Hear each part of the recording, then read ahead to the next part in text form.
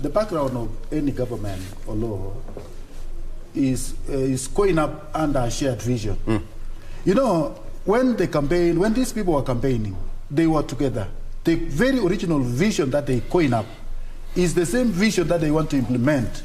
It is the same promises that they promised to the Kenyans. So when I looked at the number of cabinets and having well-grounded with they were in the same political line.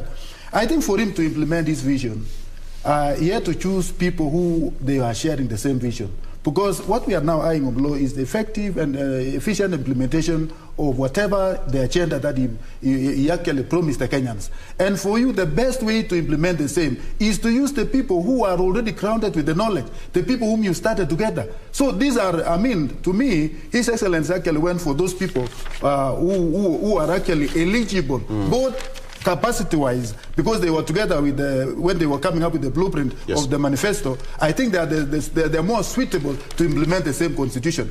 As to whether some of them have got integrity issues or no, I think we Kenyans, we love what we call, we love to charge people in the court of opinion.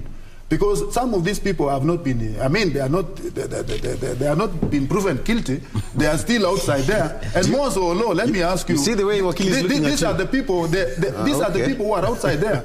And not only that, talk of people who have been mentioned, adversely. They were members of parliament in the last parliament. They were leaders. Were they outside the parliament? They were not. So in this case, if they were functional, before the last parliament, and there was no, these allegations have been there. And if anything or law, if somebody who has been reported adversely in the court of law, and if today you are reported, tomorrow you will not be reporting here just because somebody malicious has actually reported you. Are we going to go that way? So in this case, I fully support the team that was actually appointed or nominated by His Excellency the President, and then going forward, we will see how they will implement. As to how possible is the policy? You are talking about the expectation of Kenya law is so high. We cannot tell Kenyans to wait for 5 years to have their aspirations met. I think it is now. The only thing that the current administration must do is to explain to the Kenyans that yes, now we may not be able to do this one.